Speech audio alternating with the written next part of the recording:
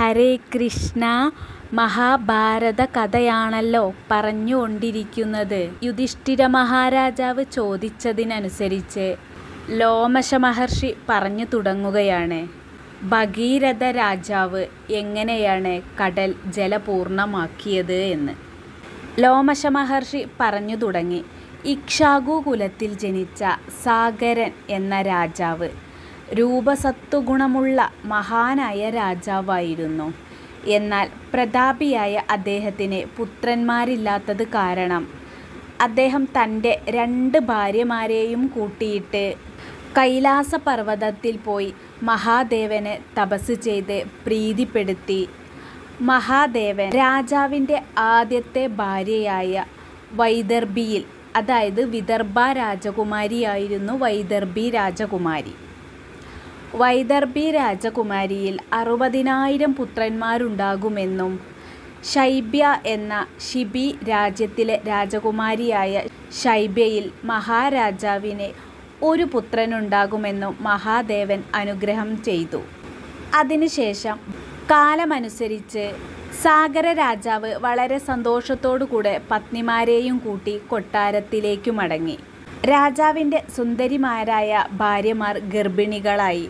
വൈദർഭി ഗർഭിണിയായി യഥാകാലം പ്രസവിച്ചത് ഒരു ചുരക്കയെയാണ്. എന്നാൽ ശൈബ്യ രാജകുമാരി പ്രസവിച്ചത് ഒരു പുത്രനെയും. വൈദർഭി രാജകുമാരി പ്രസവിച്ച ഈ ചുരക്ക കൊണ്ടുപോയി കളയാം എന്ന് വിചാരിച്ച് സാഗര രാജാവ് അത് കളയാൻ പോകവേ ആകാശത്ത് നിന്നും ഒരു അശരീരി കേട്ടു. ഹേ രാജാവേ, അങ്ങ് സാഹസം ചെയ്യരുതേ, മക്കളെ കളയരുതേ, നീ നിൻ്റെ പുത്രന്മാരെ വെടിയരുതേ. ചുരക്ക കീറി അതിലെ കുരു എടുത്ത് ആ കുരുക്കൾ ഓരോന്നും ഭാഗികമായി നെയ്യ് നിറച്ച് വേറെ വേറെ നീരാവി പൊങ്ങുന്ന ചൂടുള്ള പാത്രങ്ങളിൽ അങ്ങ് സൂക്ഷിച്ചു വയ്ക്കുക. അവയിൽ നിന്ന് ഭവാന് 60,000 പുത്രന്മാർ ഉണ്ടാകും. മഹാദേവൻ പറഞ്ഞ വാക്ക് മിഥ്യയാവുകയില്ല. അശരീരി കേട്ടതും മഹാരാജാവ് അതുപോലെ തന്നെ എല്ലാം ചെയ്തു. ഓരോ വിത്തുകളും വേറെ വേറെയായി കുംഭങ്ങളിൽ നെയ്യ് നിറച്ച് ഓരോ കുരുവും ഓരോ കുടത്തിലിട്ട് ഓരോന്നും കാത്തു. പുത്രസംരക്ഷണം ചെയ്യുവാൻ ഓരോ ധാത്രിമാരെയും ഓരോ കുടത്തിനടുത്തും ഏർപ്പാടു ചെയ്തു. ഒട്ടുനാൾ കഴിഞ്ഞപ്പോൾ ഓരോ കുടത്തിൽ നിന്നും ശക്തനായ ഓരോ പുത്രൻ വീതം പുറത്തു വന്നു.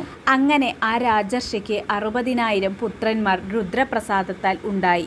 അങ്ങനെയിരിക്കെ രാജാവിന് അശ്വമേധയാഗം ചെയ്യാനായി ആഗ്രഹം വരികയും അതിനായി ദീക്ഷ എടുക്കുകയും ചെയ്തു. ഈ സമയത്ത് എല്ലാ ഗുണഗണങ്ങളും തികഞ്ഞ അശ്വത്തെ കണ്ടെത്തുകയും അശ്വത്തിൻ്റെ കൂടെ രാജ്യത്തെ കീഴടക്കാനായി തൻ്റെ 60,000 പുത്രന്മാരെ അയക്കുകയും ചെയ്തു. തൻ്റെ പുത്രന്മാർ കുതിരയോടൊപ്പം പോകവേ ആ അശ്വത്തെ പെട്ടെന്ന് കാണാതാവുകയാണ്. ദേവലോകങ്ങളിലും സ്വർഗലോകങ്ങളിലും എത്തുവാൻ കഴിവുള്ള തൻ്റെ 60,000 പുത്രന്മാർ ആ അശ്വത്തെ തിരഞ്ഞ് ആകാശത്തും ഭൂമിയിലും എന്നുവേണ്ട എല്ലാ സ്ഥലങ്ങളിലും തിരഞ്ഞു. അവർക്ക് കണ്ടെത്താനായില്ല. അശ്വത്തെ കാണാതായ വിവരം സാഗര രാജാവിനെ വന്ന് പുത്രന്മാർ അറിയിച്ചു. എന്നാൽ പിതാവ് അവരോട് പറഞ്ഞു, ആ അശ്വത്തെ കണ്ടുകിട്ടാനാകാത്ത നിങ്ങൾ ഇനി ഇവിടെ നിൽക്കേണ്ടതില്ല, എങ്ങോട്ടെന്ന് വെച്ചാൽ പൊയ്ക്കോളുവിൻ. ഇത് കേട്ട പുത്രന്മാർ വളരെ വിഷമത്തോടുകൂടെ വീണ്ടും ആ അശ്വത്തെ തിരഞ്ഞ് യാത്ര തുടങ്ങി. ഭൂമിയും ആകാശവും സ്വർഗവും തുടങ്ങി എല്ലാ സ്ഥലങ്ങളും അവർ തിരഞ്ഞെങ്കിലും അശ്വത്തെ കണ്ടെത്താനായില്ല. ഒടുവിൽ കടലിൽ ഒരു വിള്ളൽ കാണുകയും ആ വിള്ളൽ ആ പുത്രന്മാർ വലുതാക്കുകയാണ്. മൺവെട്ടി കൊണ്ടും കൈക്കോട്ടുകൊണ്ടും കൊത്തി വെട്ടി അവർ അത് വലുതാക്കി. ആ വിടവിലൂടെ ആ പുത്രന്മാർ അശ്വത്തെ തിരഞ്ഞ് നടക്കുകയും ഒടുവിൽ അശ്വത്തെ കണ്ടെത്തുകയും ചെയ്തു. എന്നാൽ ആ സമയത്ത് അശ്വത്തിൻ്റെ കൂടെ കപില മഹർഷി ഉണ്ടായിരുന്നു. എന്നാൽ മഹാത്മാവായ കപില മഹർഷിയെ കൂസാതെ കാലചോദിതരായ അവർ ക്രുദ്ധരായി അശ്വത്തെ പിടികൂടുവാൻ പാഞ്ഞു ചെന്നു. അത് കണ്ട് മുനിസത്തമനായ കപില മഹർഷി കോപിച്ചു. എന്നാൽ ഇതറിയാത്ത ആ പുത്രന്മാർ കപില മഹർഷി ഉടനെ തന്നെ ക്രുദ്ധനായി പുരികം ചുളിച്ച് തൻ്റെ തേജസ് അവരിൽ വീശി. ഉടനെ തന്നെ ആ അഗ്നിയിൽ ആ സാഗരപുത്രന്മാർ 60,000 പേരും ദഹിച്ചുപോയി. ഇത് കണ്ട നാരദ മഹർഷി സാഗര മഹാരാജാവിൻ്റെ അടുത്ത് ചെന്ന് പറഞ്ഞു, അങ്ങയുടെ പുത്രന്മാർ കപിലവാസുദേവൻ്റെ കോപത്താൽ ദഹിച്ചുപോയി. ഇത് കേട്ട സാഗര രാജാവ് ശൈബ്യ രാജകുമാരിയിൽ ജനിച്ച അസമഞ്ജൻ്റെ പുത്രനായ അംശുമാൻ എന്ന പൗത്രനെ വിളിച്ച് ആ അശ്വത്തെ തിരഞ്ഞു പോകാനായി അറിയിക്കുകയാണ്. കാരണം സാഗര രാജാവ് തൻ്റെ പുത്രനെ ആദ്യമേ നാടുകടത്തിയിരുന്നു. ഈ പുത്രൻ ആ നാട്ടിലുള്ള ദുർബലരായ കുട്ടികളെ പിടിച്ച് പുഴയിൽ മുക്കും. അശക്തരായ അവർ നിലവിളിച്ചാലും അവൻ വിടില്ല. അവൻ ആ കുട്ടികളെ കഴുത്തിൽ പിടിച്ച് ഞെക്കി പുഴയിൽ താഴ്ത്തിക്കൊല്ലുക പതിവായിരുന്നു. അവനതൊരു രസമുള്ള വിനോദമായിരുന്നു. ഇത് കണ്ട് ആ കുട്ടികളുടെ രക്ഷകർത്താക്കൾ രാജാവിൻ്റെ അടുത്ത് ചെന്ന് എന്നും ആവലാതിയോടുകൂടെ പറയും, അങ്ങ് ഞങ്ങളെ ഈ ആപത്തിൽ നിന്ന് രക്ഷിക്കണേ. അവൻ ഞങ്ങളുടെ പുത്രന്മാരെ അസംഖ്യം പേരെ വെള്ളത്തിൽ പിടിച്ചു താഴ്ത്തി ഞെക്കി കൊന്നിരിക്കുന്നു. അവനിൽ നിന്ന് അങ്ങ് ഞങ്ങളുടെ സന്താനങ്ങളെ രക്ഷിക്കണേ, ഭയം തീർത്തു തരണേ. ഇത് കേട്ട രാജാവ് തൻ്റെ പുത്രനായ അസമഞ്ജസിനെ ഈ നഗരത്തിൽ നിന്ന് തന്നെ ഓടിക്കണമെന്ന് മന്ത്രിമാർക്കായി ആജ്ഞ കൊടുത്തു. ഇനി അവനെ ഇവിടെ താമസിക്കുവാൻ പാടുള്ളതല്ല. എൻ്റെ പ്രിയം നിങ്ങൾ ഉടനെ ചെയ്യണം. രാജാവ് കൽപ്പിച്ച പ്രകാരം തന്നെ അപ്രകാരം എല്ലാവരും രാജ്യഹിതത്തിനു വേണ്ടി അങ്ങനെ ചെയ്തു. ആ പുത്രൻ്റെ മകനായിരുന്നു വില്ലാളി വീരനായ അംശുമാൻ. അംശുമാൻ്റെ അടുത്ത് മുത്തച്ഛനായ സാഗര രാജാവ് പറഞ്ഞു, എടോ പൗത്ര, നിന്റെ അച്ഛനെ ഞാൻ ആദ്യമേ ഉപേക്ഷിച്ചതുകൊണ്ടും എൻ്റെ മറ്റു മക്കൾ മരിച്ചു പോയതുകൊണ്ടും അശ്വത്തെ കിട്ടിയിട്ടില്ല. അതുകൊണ്ടും ഞാനിപ്പോൾ ദുഃഖിക്കുകയാണ്. എൻ്റെ ദുഃഖം മാറ്റുവാനായി ഹേ പുത്ര, പൗത്ര, നീ ആ ഹയത്തെ കൊണ്ടുവന്ന് എന്നെ ഈ നഗരത്തിൽ നിന്നും കരകയറ്റുക. മഹാത്മാവായ തൻ്റെ മുത്തച്ഛൻ സാഗര രാജാവ് ഇപ്രകാരം പറഞ്ഞത് കേട്ട് അംശുമാൻ ഉടനെ തന്നെ ദുഃഖത്തോടുകൂടെ ഭൂമി പിളർന്ന ആ പ്രദേശത്തിലെത്തി. ആ വഴിയെ തന്നെ അവൻ സമുദ്രത്തിൽ കടന്ന് അവിടെ മഹാത്മാവായ കപില മഹർഷിയെയും ആ അശ്വത്തെയും കണ്ടു. പുരാണ ഋഷിസമത്തനുമായ കപില മഹർഷിയെ കണ്ടയുടനെ നിലത്ത് ശിരസ്സു മുട്ടുമാറ് പ്രണമിച്ച് അംശുമാൻ താൻ വന്ന കാര്യം ഉണർത്തിച്ചു. കപില മഹർഷി അപ്പോൾ തന്നെ അംശുമാനിൽ പ്രസാദിച്ചു. ഞാൻ നിന്നിൽ പ്രീതനായിരിക്കുന്നു. നിനക്ക് എന്ത് വരമാണ് വേണ്ടതെന്ന് ചോദിച്ചാലോ? അംശുമാൻ പറഞ്ഞു, ആദ്യം മുത്തച്ഛൻ്റെ യജ്ഞാശ്വത്തെ എനിക്ക് വേണം. കപില മഹർഷി പറഞ്ഞു, കുട്ടി നന്നായി വരട്ടെ, നീ ഇച്ഛിച്ചതെല്ലാം ഞാൻ തരുന്നു. പിന്നീട് തൻ്റെ മുത്തച്ഛൻ്റെ അശ്വത്തെയും കൂട്ടി മുത്തച്ഛൻ്റെ അടുത്തെത്തി സാഗര രാജാവിനെ തൊഴുതു വണങ്ങി. യജ്ഞം കഴിഞ്ഞ സാഗര രാജാവിനെ ദേവന്മാർ പുകഴ്ത്തി. പിന്നീട് ഒരുപാട് കാലം രാജാവ് പ്രജകളെ സംരക്ഷിച്ച് രാജ്യം രക്ഷിച്ച് അവിടെ വാണു. അതിനുശേഷം രാജാവ് തൻ്റെ പൗത്രനിൽ ഈ രാജ്യഭാരമേൽപ്പിച്ച് സ്വർഗം പ്രാപിച്ചു. ധർമ്മാവായ അംശുമാൻ തൻ്റെ മുത്തച്ഛനെ പോലെ തന്നെ ആ രാജ്യത്തെ രക്ഷിച്ചു വന്നു. ദിലീപൻ എന്നു പേരായി ധാർമ്മികനായ ഒരു പുത്രൻ അംശുമാന് ജനിച്ചു. അവനെ രാജ്യഭാരമേൽപ്പിച്ച് അംശുമാനും കാലഗതിയെ പ്രാപിച്ചു. പിന്നീട് ദിലീപൻ പിതൃക്കളുടെ ദയനീയ വധത്തിലുള്ള നാശത്തെക്കുറിച്ച് കേട്ടറിയുകയും സന്തപിക്കുകയും അവർക്ക് ഗതി നൽകുവാൻ വേണ്ടി ഗംഗയെ ഭൂമിയിൽ അവതരിപ്പിക്കുന്നതിന് യജ്ഞം ചെയ്തു. യഥാശ്രമം അവൻ പരിശ്രമിച്ചിട്ടും ആ പ്രയത്നം സഫലമായില്ല. അവൻ്റെ പുത്രനായി ശ്രീമാനും സുന്ദരനും ധർമ്മപരായണനുമായ ഭഗീരഥൻ ഉണ്ടായി.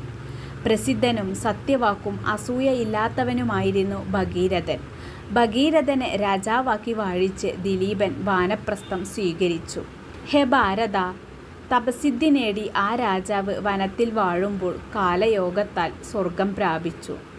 വില്ലാളി വീരനായ ഭഗീരഥൻ മഹാരഥനായ ചക്രവർത്തിയായി. ലോകർക്കെല്ലാം കണ്ണും കരളും കുളിർപ്പിക്കുന്നവനായി രാജ്യം ഭരിച്ചു. മഹാബാഹുവും മഹാകീർത്തിമാനുമായ ആ ഭഗീരഥ രാജാവ് തൻ്റെ പൂർവചരിത്രം കേട്ടു. മഹാനായ കപില മഹർഷി തൻ്റെ പിതാക്കളെ കൊന്നതും അവർ സ്വർഗം പ്രാപിക്കാതിരുന്നതുമായ വൃത്താന്തം ഗ്രഹിച്ചു. ഭഗീരഥൻ്റെ ഹൃദയം ദുഃഖത്താൽ ഉരുകി. ഭഗീരഥ രാജാവ് രാജ്യം മന്ത്രിയിൽ ഏൽപ്പിച്ച് തപസ് ചെയ്യുവാൻ ആരംഭിച്ചു. തപസ് ചെയ്യുവാൻ ഹിമവൽ പാർശ്വത്തിലേക്ക് പോയി. തപസ് കൊണ്ട് പാപം തീർത്ത് ഗംഗയെ പ്രസാദിപ്പിക്കുവാൻ ഉദ്ദേശിച്ച് ഹിമവൽ പാർശ്വത്തിൽ തപസ് ചെയ്യാൻ ആരംഭിച്ചു. അവിടെ ഘോരമായ തപസ് ചെയ്തു. ഫലമൂലങ്ങൾ മാത്രം ഭക്ഷിച്ച് ജലം മാത്രം പാനം ചെയ്ത് 1000 വർഷം തപസ് ചെയ്തു. 1000 വർഷം കഴിഞ്ഞപ്പോൾ ഗംഗാദേവി ഭഗീരഥൻ്റെ മുൻപിൽ പ്രത്യക്ഷപ്പെട്ടു. ഗംഗാദേവി പറഞ്ഞു, മഹാരാജാവേ, ഭവാൻ എന്താണ് ഇച്ഛിക്കുന്നത്? ഞാൻ എന്താണ് ഭവാന് നൽകേണ്ടത്? എന്നോട് ചോദിക്കൂ, ഞാൻ വരമായി തരാം. ഭഗീരഥ രാജാവ് പറഞ്ഞു, ഗംഗാദേവി, വരദേ, മഹാനദി, എൻ്റെ പിതാമഹന്മാർ കപില മഹർഷിയുടെ കോപാഗ്നിയിൽ പെട്ടെന്ന് നശിച്ചുപോയി. ഇപ്രകാരം നശിച്ചവർക്ക് സ്വർഗവാസം ലഭിക്കുകയില്ല.